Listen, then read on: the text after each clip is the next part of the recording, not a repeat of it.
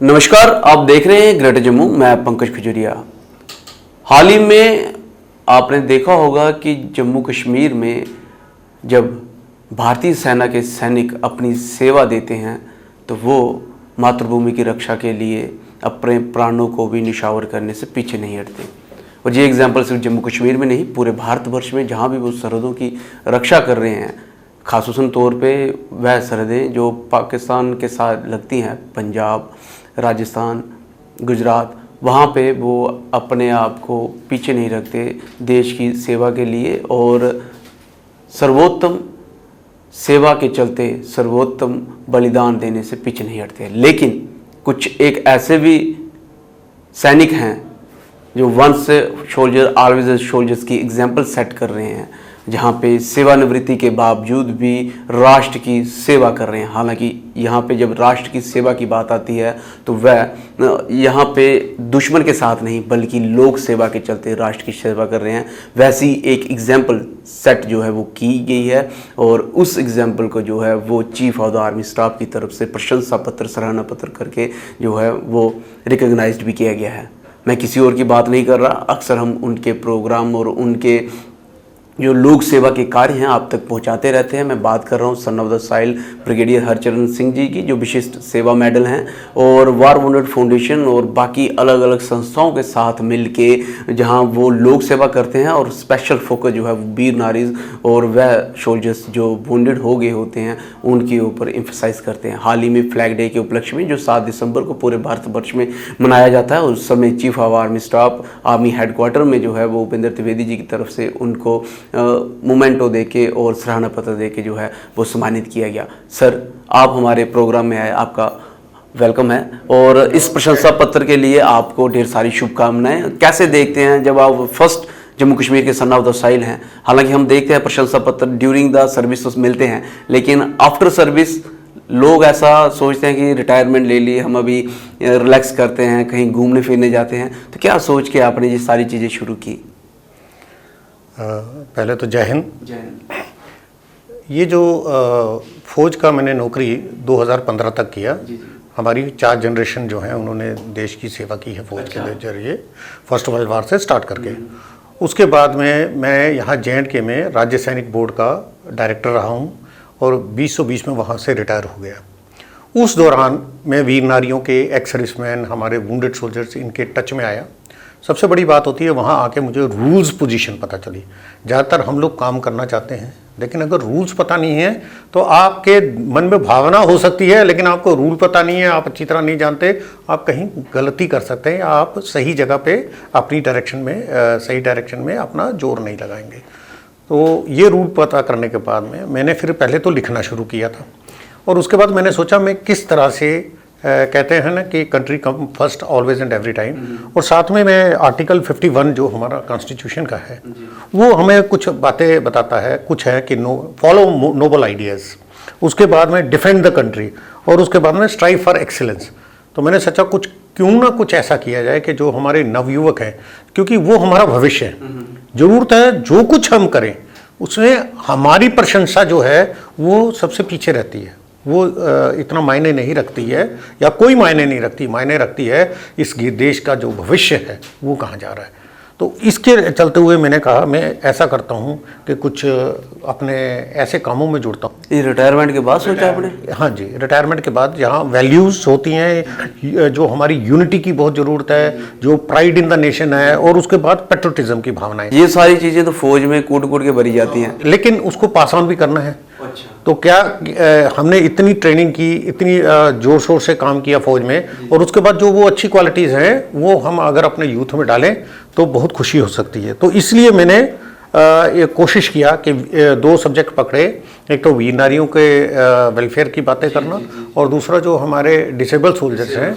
तो इस तरह की 2 ऑर्गेनाइजेशन हम अक्सर देखते हैं आपको अलग अलग संस्था में, खासकर वार वुंडेड फाउंडेशन में मैं बता दूं आपको कि बहुत बार उनको व्हील चेयर, स्कूटीज और फाइनेंशियल हेल्प हो। वार वुंडेड सोल्जर्स की बात कर रहे हैं तो ऐसे ऐसे सैनिकों को दूर दराज के क्षेत्र से ये बाहर सामने प्लेटफॉर्म पे लाते हैं। एक को तो शायद मेजर साहब से मिला था मैं, जहाँ कैप्टन साहब थे, जिनको 17 गोलियां 17 गोलियां लगी थी एंड वो भी काफ़ी मोटिवेटेड थे। मैं खुद आपके मिला हूँ तो जी सर। मोहम्मद सादिक, हाँ, कैप्टन मोहम्मद सादिक साहब हैं, जैकलाई के हैं शायद, जैकलाई के। जी सर।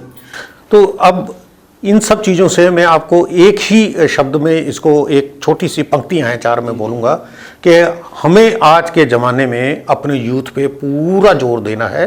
देश का जो भी काम होता है, चाहे पढ़ाई हो या ऊपर की वैल्यूज़ डालनी है। क्योंकि एक कवि ने कहा है, खम ठूंक ठेलता है जब नर, पर्वत के जाते पांव उखड़, मानव जब जोर लगाता है, पत्थर पानी बन जाता है। कहने का मतलब है, आज का हमारा यूथ, हम इतना उसके अंदर देशभक्ति की भावना रखें, बनाएं कि वो कल जब देश को खून की ज़रूरत है, वो झंडा लेके वो सबसे आगे खड़ा हो। हमारी स्थिति बाकी कंट्रीज़ की तरह ना हो, और उसके लिए जोश और उसके लिए वैल्यूज़, ये काम हमारा, मैंने सोचा मैं कर सकता हूँ, और यही काम मैं कर रहा हूँ इन 2 ऑर्गेनाइजेशंस के जरिए। एक है NCCHW, national corruption control human welfare organisation, जिसके थ्रू हम वीर नारियों की देखभाल करते हैं, और दूसरी है वार वुंडेड फाउंडेशन WWF, जिसके द्वारा हम सेवा करते हैं उन सैनिकों की जिन्होंने युद्ध के दौरान अपने अंगों को खो दिया है। तो पर्टिकुलरली जो दोनों जो हैं वो आर्मी रिलेटेड ही संस्थाएं हैं जहाँ पे वार वुंडेड सोल्जर्स और वीर नारीज को देखती हैं। हाँ जी, पर्टिकुलरली हाँ, क्योंकि जो कॉन्स्टिट्यूशन होता है जी उसकी वजह से।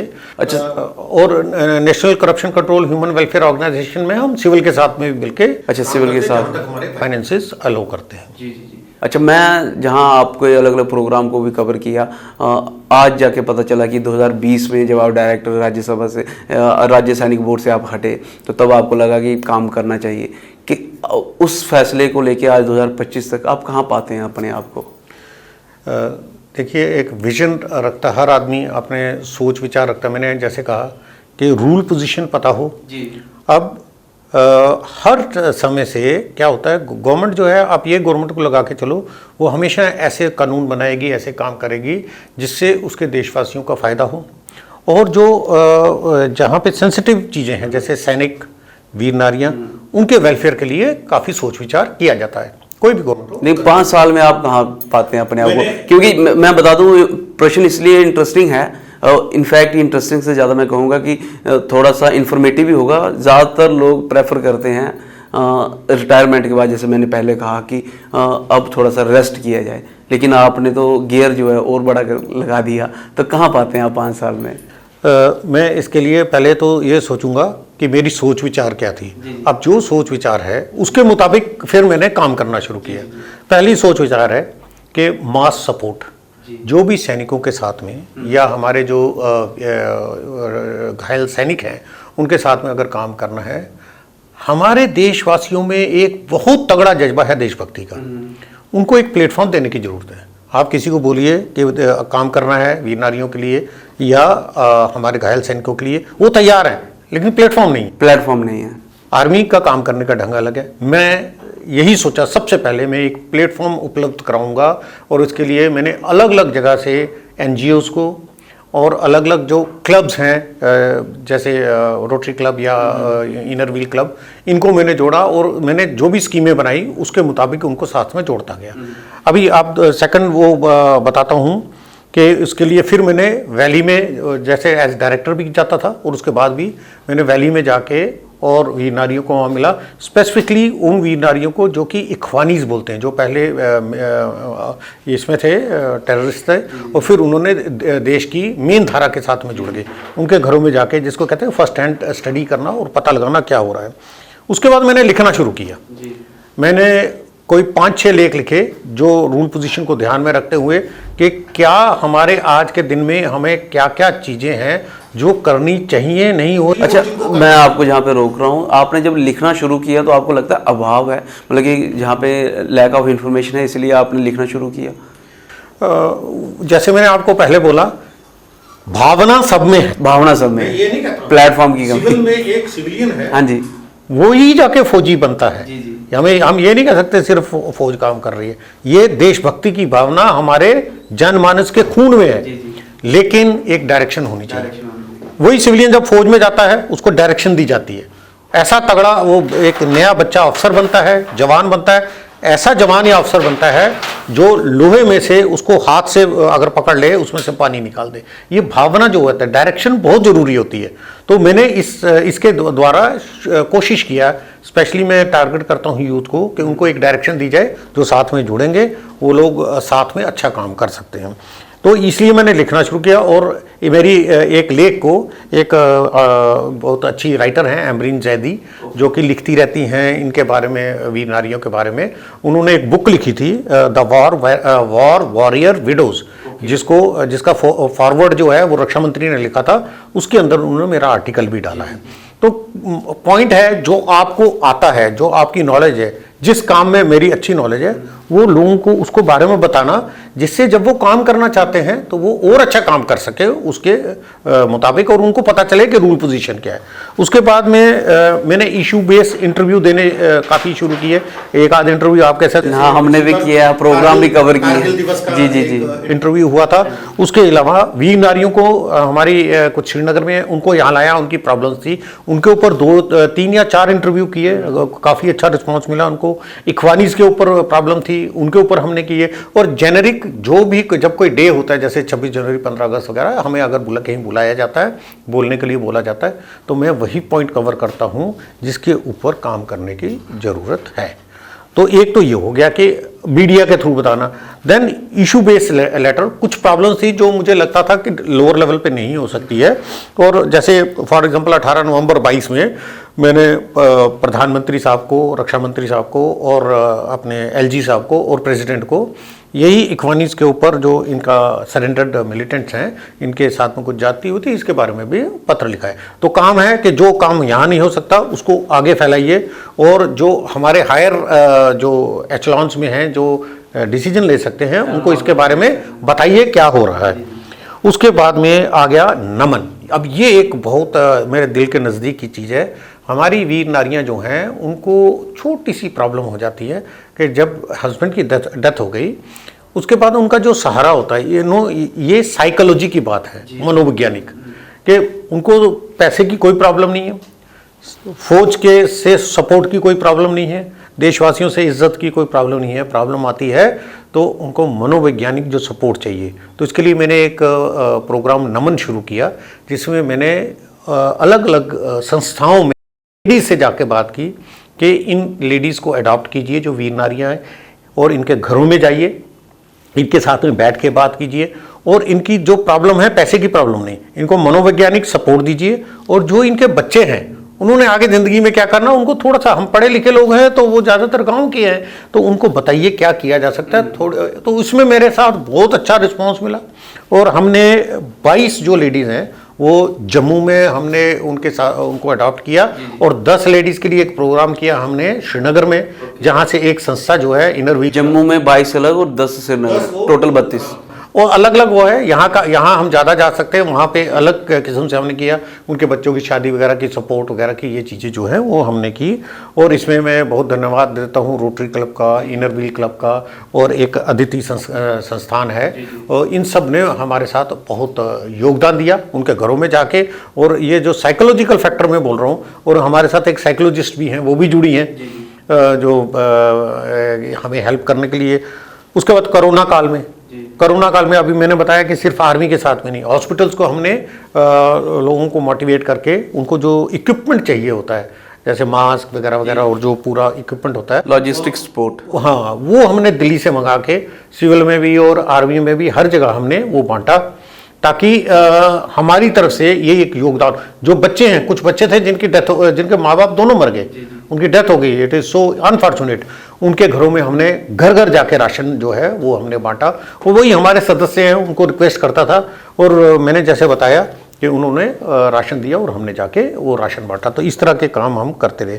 फिर कई बार नीति आयोग से कुछ वो आ जाते हैं, पत्र आ जाते हैं, कुछ किसी चीज़ पे लिखने के लिए, वो व्यूज़ मांगते हैं, फीडबैक जैसे सस्टेनेबल डेवलपमेंट गोल्स हैं, उसके ऊपर आया था ये मई 21 में हमने इसको लिख के भेजा था संस्था की तरफ से। सर, आपसे जब बातचीत कर रहे हैं, 2-3 चीज़ें जो हैं वो साफ दिखती हैं। एक तो आप एक विज़न लेके चल रहे हैं, आर्मी में जैसे आपने कहा कि आर्मी काम करती है, लेकिन अगर अनफॉर्चुनेट कोई वहाँ पे ज़ख्मी हो जाता है तो जब वो वापस अपने घर पे आता है तो साइकोलॉजिकल सपोर्ट की ज़रूरत होती है। वो प्लेटफॉर्म आप प्रोवाइड कर रहे हैं। वीर नारीज़ पे आप खुल के बोले, आपने कहा कि सारी चीज़ें अवेलेबल हैं लेकिन साइकोलॉजिकली सपोर्ट की ज़रूरत है और उसके लिए लैक ऑफ इंफॉर्मेशन है और उसके लिए आप जो है अलग अलग तरीके से मीडिया के ज़रिए लिख के अपनी लिखाई के ज़रिए जो है वो इन्फॉर्मेशन फैला रहे हैं। जब ये प्रशंसा पत्र मिल रहा था, ये व्यक्तिगत सवाल है आपके लिए, ड्यूरिंग सर्विस प्रशंसा पत्र मिलना वो अपने आप में एक बहुत मान की बात होती है रेजिमेंट के लिए, यूनिट के लिए, ऑफिसर्स के लिए, जवानों के लिए। लेकिन रिटायर होने के बाद जब अब मिल रहा था और पहले ऐसे जम्मू कश्मीर के सन ऑफ द सॉइल हैं, तो तब आपकी फीलिंग क्या थी? मेरे ख्याल से जब आप ये सोच के चलते हो कि country come first always and every time, ये तो मैं सोचता हूँ कि भगवान की तरफ से ये कुछ आशीर्वाद था कि मुझे मिल गया। नहीं भी मिलता तो कोई फर्क नहीं। आपकी फीलिंग क्या थी? चलो अब मिल गया तो तब फीलिंग क्या थी? मुझे तो ये है कि मैं और जोश के साथ काम करूं और लोग और जो क्रेडिबिलिटी होती है काम करने की वो एस्टेब्लिश होने से फिर लोग आपके साथ और जुड़ना चाहते हैं। तो बस वही तो जब मिला आपको तो वहाँ पे सीएस साहब ने पूछा कि आपको कि क्या विजन लेके चल रहे हो या कैसा रिस्पांस आ रहा है, वो फीडबैक वहाँ पे मतलब जो इनफॉर्मल सा फीडबैक जो है वो पूछा? वो थोड़ी बहुत बातचीत हुई? थोड़ी बहुत बातचीत तो होती है, लेकिन उसके पहले साइटेशन वगैरह जाती है, उसमें सब कुछ लिखा होता है, लेकिन उसके अलावा ये बातचीत भी होती है। तो उनको भी अच्छा लगता है कि क्योंकि चैलेंजेस तो आए होंगे ना, ऐसा तो है नहीं कि आपने शुरू कर दिया तो विदाउट चैलेंज आप जहाँ तक पहुँच गए। चैलेंजेस तो आए होंगे। चैलेंजेस तो अभी भी हैं, होते रहते हैं। जैसे वीर नारियाँ हैं, उनके मुकदमे हैं। अब उनके मुकदमे हैं, उनको बहुत प्रॉब्लम होती है, उनकी एंसेस्ट्रल प्रॉपर्टी है। अब ये मेरा नेक्स्ट टारगेट है, मैं इसके ऊपर काम करूँगा। जहाँ उनको एफआईआर वगैरह दर्ज करनी होती, कई जगह एक दो जगह हुआ एफआईआर दर्ज नहीं हो रही उनकी, तो ये थोड़ा सा सेंसिटिविटी चाहिए समाज को इस विषय में। और अभी मैं आपको स्पेसिफिक अभी आपने प्रश्न उठाया था जो घायल सैनिक हैं, तो वो WWF के बारे में अभी मैं बताना चाहूँगा, वार वुंडेड फाउंडेशन के बारे में, कि उसमें हम क्या क्या काम कर रहे हैं। पहले तो जो हमारे घायल सैनिक हैं और हमारी वीर नारियाँ हैं, इनके सम्मान में हम यहाँ से साइकिल रैली, जैसे हमने यहाँ से लेके पालमपुर तक साइकिल रैली की, परमवीर चक्र और जो हमारे बाकी जो सैनिक हैं जिन्होंने अपने जाने दी उनके सम्मान में। उसके अलावा जब भी कोई इम्पोर्टेंट डे होता है तो हम अपनी वीर नारियों, घायल सैनिकों को, डेकोरेटेड सोल्जर्स को, हम उनको अपना चीफ गेस्ट बनाते हैं। एक इसमें सिविलियन हमारी साथ में जुड़े हैं जो अलग अलग मैराथन के ग्रुप्स हैं, मैराथन कराते हैं और उसके बाद इनको सम्मान पत्र देते हैं। एक बहुत पॉजिटिव मैसेज आता है समाज में कि दीज आर अवर हीरोज। ये फैमिलीज जो हैं इनको लुक आफ्टर कीजिए, उनके घरों को मंदिर की मोटिवेशन भी होता है उनके लिए और उनको भी अच्छा लगता है। हमारे प्लेटफॉर्म मिल गया, हमारे सिविलियंस को प्लेटफॉर्म मिल गया। अभी मैं आपको वार वुंडेड फाउंडेशन के बारे में बताऊंगा। जनरल असित मिस्त्री हमारे प्रेसिडेंट हैं और ये पैन इंडिया एक ऑर्गेनाइजेशन है और इसके जो छोटे छोटे काम हैं वे आपको बताता हूँ किस तरह से हमने अपने कामों को बांटा है। पहली चीज़ है कि हम जो सैनिक घायल हो गए हैं उनको मोबिलिटी दें। तो मोबिलिटी कैसे, कोई इक्विपमेंट वगैरह? हाँ, वो मैंने बताया, बहुत बार मैंने देखा व्हील चेयर, स्कूटीज और इवन की कमर्शियली भी हेल्प करते हैं जो उनको आगे फ़ायदा दे सके। और काउंसलिंग, अब इससे क्या हो गया, काउंसलिंग कर दी और एम्प्लॉयमेंट, इससे उनका दोबारा वही चीज़ आ गई, साइकोलॉजिकल सपोर्ट। एक सैनिक को उसको गवर्नमेंट, मैं फिर दोबारा कहता हूँ, अच्छी देखभाल करती है, उसको पे पेंशन वगैरह ठीक मिलता है, लेकिन उसको साइकोलॉजिकल सपोर्ट, उसको अपने नागरिकों का साथ चाहिए और वही उसको लिए सबसे ज़्यादा वो मैटर करता है। तो हम कहते हैं कन्वर्ट डिसेबिलिटी इनटू एबिलिटी। जैसे अभी आपने बात की थी कैप्टन सादिक की, जिनको 17 गोलियां लगी हैं, उनको हमने स्कूटर दिया, उन्होंने ठेकेदारी का काम शुरू कर दिया। देखिए किस तरह से आदमी के अंदर से वो जो बाकी रिटायर आए हैं ना, जो पूरी सर्विस करके वो सुन रहे हैं, अभी वो सोच रहे हैं कि सादिक साहब कर सकते हैं, हम भी कर सकते हैं। एक सैनिक जो है वो कभी बैठता नहीं है, हमेशा वो लड़ाका लड़ने के लिए बना था, लड़ेगा, चाहे दुश्मन से लड़ना है या जिंदगी की मुश्किलातों से लड़ना है। उसके बाद दूसरा है कि अभी तक हमने जैसे JNK में ही हमने 50 के आसपास स्कूटर, 5 ऑटोज और एक जो व्हील चेयर है जो बनी हुई स्पेशल जो होती है बिजली से चलती है, वो हमने दे दी। और एक जो हमने सैनिक का जो बाथरूम है उसको कन्वर्ट कर दिया जिससे उसको यूज़ करने में सुविधा।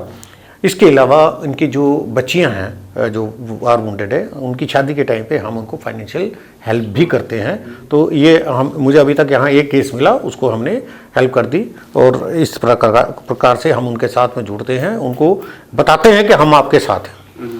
उसके बाद जैसे जहाँ जहाँ पे हमारे ये वीर सैनिक जाते हैं जो कैजुअल्टी हो गए हैं, जैसे पॉली क्लिनिक है, वहाँ जाते दवाई वगैरह लेने के लिए, तो पॉली क्लिनिक जम्मू में हमने एक कूलर, उसके साथ में फ़िल्टर जो पानी पीने के लिए, वहाँ समस्या हो जाती है गर्मियों में ठंडा पानी के लिए, तो वो हमने उधर दे दिया। और उसके बाद में जो रैलीज़ करते हैं अलग अलग जगह से, जब पिछली बार हमने यहाँ नगरोटा में की थी, तकरीबन वहाँ 100 सैनिक आए थे अलग अलग हिस्से से भारत के, उनको सबको आने जाने का किराया वगैरह पूरा हम देते हैं। वो आने के बाद में उससे होता क्या है, आपस में घुल मिल के बैठते हैं, उनके लिए हम अलग अलग टॉपिक्स पे डिस्कशन कराते हैं, मोटिवेशनल टॉक्स कराते हैं। डॉक्टर साहब हैं, उनको जो मशहूर औरतों के, उनको बुलाते हैं कि आइए और इनको बताइए किस तरह के सेहत की जो प्रॉब्लम्स हो रही है उसको किस तरह से ठीक करना है, गवर्नमेंट की स्कीम्स बताते हैं। तो ये उसमें पूरा कवर किया जाता है। उसके बाद में कोई बिजनेस करना है, अभी हम पठानकोट में एक अभी होगा, यहाँ पे रैली होगी इसी महीने के आखिर में हो रही है, वहाँ हमने एक प्लेट बनाने वाली, जो इसकी प्लेट बनती है जो यूज़ होती है भंडारे वगैरह में, कागज़ की प्लेट बनती है, उसकी एक मशीन आती है, वो हमने वहाँ मशीन लेके दी है। अब उसमें एक्स-सर्विसमैन और वार विडोज वगैरह जो भी आना चाहता है वो ट्रेनिंग करेंगे, और उसके बाद जो घायल सैनिक है अगर वो चाहते हैं तो हम उनको वो मशीन जो है स्पॉन्सर करेंगे, जिससे वो एक्स्ट्रा इनकम अपनी कमा सकते हैं। यानी सेल्फ सस्टेनेबिलिटी के ऊपर जोर है। एक सैनिक ना कमजोर है, उसकी चाहे एक टांग नहीं या 2 टांगे नहीं है, वो हमेशा सैनिक था, लड़ाका था, और उसके मन में हमेशा वो भावना रहेगी, और हमने उसको कभी भी दया की दृष्टि से नहीं देखना है। यही चीज साइकोलॉजिकली हमें वो स्ट्रांगनेस, मेंटल उसको स्ट्रांगनेस देनी है, और वही काम हम कर रहे हैं। हमें मेंटल स्ट्रांगनेस देनी है, सस्टेनेबल डेवलपमेंट के ऊपर बात करनी है, और चाहे वो दुश्मन से लड़ रहा हो या अपनी परिस्थितियों से लड़ रहा हो, उसको उसी हिसाब से प्लेटफॉर्म देना है। इसी विज़न के साथ रिटायरमेंट होने के बाद भी आज भी कार्य जो है वो ब्रिगेडियर हरचरण सिंह जी कर रहे हैं, और जिसका नतीजा ये है कि वीर नारीज 22 जम्मू में और 10 श्रीनगर में, जिन्होंने बताया किस प्रकार से उनको प्लेटफॉर्म प्रोवाइड किया, और यहाँ तक कि उनके बच्चों को सपोर्ट किए, और जहाँ तक हो सका जो वार वोंडेड सोल्जर्स हैं उनको अगर कमर्शियली कुछ हेल्प कर सके, जिससे उनका दिनचर्या या उनकी इनकम बढ़ सके, तो पीछे नहीं हटे। इन्हीं सारी चीज़ों को मद्देनज़र रखते हुए ही जो प्रशंसा पत्र आप देख रहे हैं ये रिसेंटली इनको मिला है। मैं ज़रूर चाहूँगा, क्योंकि ये पहले son of the soil after retirement brigadier Harcharan Singh ji Vishisht Seva medal जिनको ये सम्मान मिला है, और खासूसन तौर पे उन सैनिकों के लिए, वीर नारीज के लिए, जिन्होंने अपना प्राण या जिनके घर वालों ने अपने प्राण निछावर कर दिए मातृभूमि की रक्षा के लिए। सर, आप हमारे इस प्रोग्राम में आए और खासूसन तौर पे बेशकीमती जानकारी आपने साझा की। ज़रूर ये अपने आप में बहुत बड़ा मोटिवेशन, जब आपको सुन रहा था ऐसा लग रहा था कि हम सुनते रहें, क्योंकि फौजियों की कहानियाँ तो हर कोई देखता है, सुनता है, लेकिन आफ्टर रिटायरमेंट या वोंड होने के बाद, ज़ख्मी होने के बाद उनके साथ क्या बीतती है, उनकी जो कहानी है वो आज आपने बताई हैं, तो आपका बहुत बहुत आभार सर। मेरा भी बहुत बहुत आभार हमारे सिटीजन्स का और मीडिया का, कि इस प्रकार से जो वीरों की गाथाएं हैं वो हमारे युवकों के लिए एटलीस्ट मोटिवेशन का काम करती हैं, आप लोग पहुंचा रहे हैं। बहुत बहुत धन्यवाद। तो मैं ज़रूर आपसे अनुरोध करूंगा कि अगर आप भी वार वोंडेड या वीर नारीज की सपोर्ट में आना चाहते हैं, समर्थन करना चाहते हैं, किसी प्रकार की मदद करना चाहते हैं, तो ज़रूर ब्रिगेडियर हरचरण सिंह जी से कॉन्टैक्ट कीजिए, हमसे कॉन्टैक्ट कीजिए, हम इनसे कॉन्टैक्ट करवा देंगे। इनकी 2-3 संस्थाएँ जो हैं इस संदर्भ में कार्य कर रही हैं, और आपका थोड़ी से भी मदद जो है इस पूरे हवन में एक आहुति का कार्य कर सकती है। बहरहाल इस सारी डेवलपमेंट को आप कैसे देखते हैं, अपनी वैल्यूएबल कमेंट सेक्शन में जरूर साझा कीजिए। देखते रहिए ग्रेटर जम्मू। कैमरा पर्सन अजीज जाडू के साथ मैं पंकज खजुरिया। जय हिंद।